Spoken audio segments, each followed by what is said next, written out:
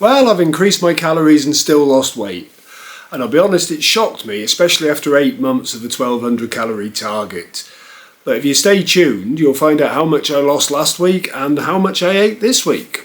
Right, well this week I'm playing with increasing my calorie intake. You may ask why after I've done so well this far. Well, I'll go on to explain my thinking, and I'm going to go against the grain by backing it up with some science. Also coming up is my new influencer of the week, where I share the details with someone that influences me on my weight loss journey. And I think you'll like this week's. Well, early on in things, let's say how I did this week. Well, I lost a pound. And to be honest, I'm quite happy with that at this stage of my journey, especially seeing as I upped my calories a bit last week. As you know, if you've been watching, not many of you have, my method so far has been to set a limit of 1900. I base that on MyFitnessPal, and I have a target allowance of about 1200, and I aim somewhere in the middle of that. Now my average calories up to now has been about 1365, and it's done me well as I'm now 4 stone and 8 pound lighter. However, I intend to work around my ever-changing plan. Note how I said my ever-changing plan. That's a big point, because your plan needs to be your plan, and it will change during your weight loss adventure. So essentially, the first step to any plan is to re-evaluate your relationship with food and intake. Even if you're going to base your future plans on increasing exercise, weight training, or whatever else, you still need to get the nutrition right. And in the weight loss phase, there's no other way to do that other than get into a calorie deficit.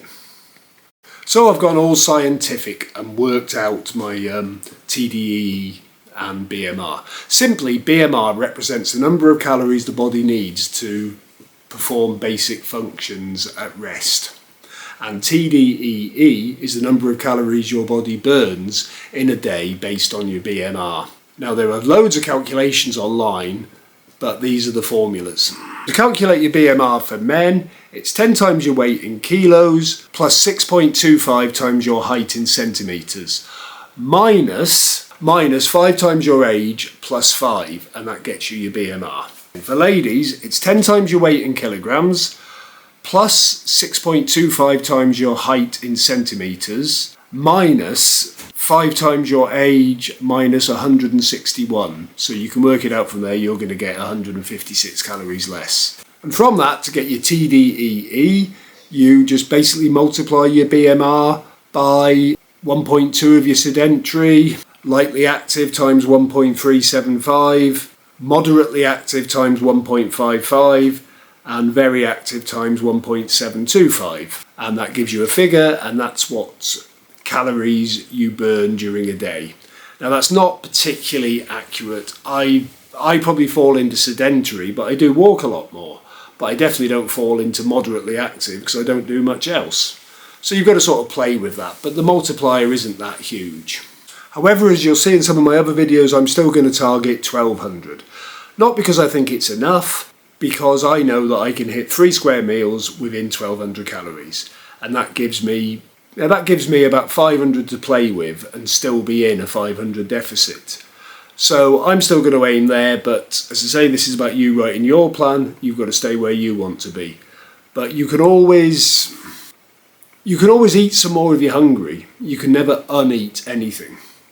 So my figures for the week are, based on the TDEE, I've come in with a deficit of 3,804, which actually gives me a daily average across the week of 1,556. So I'm nearly 200 a day more than I was eating for the last 36 weeks. So yeah, I was quite chuffed to get that pound weight loss. So as promised last week, I'm going to keep these a bit short. I'm going to go into my influencer of the week. And the influencer this week is a lady called Laura's Food Diary. She's mainly on TikTok and Instagram, and I just find the stuff she cooks to be really nice and gives me a few ideas of what to cook myself. So it's a big shout out for her.